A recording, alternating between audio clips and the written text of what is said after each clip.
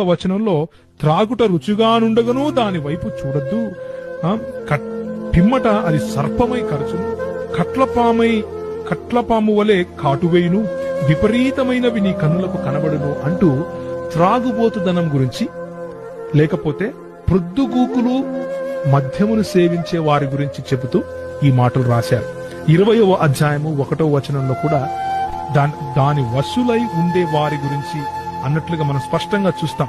దాని వశమైన వారందరూ జ్ఞానము లేని వారు అంటూ బైబిల్ చాలా స్పష్టంగా ద్రాక్షారసము వశులై ఉండేవాళ్ళు అంటే త్రాగుబోతులను హేయమైన వాళ్ళుగా స్పష్టంగా చెబుతా ఉంది.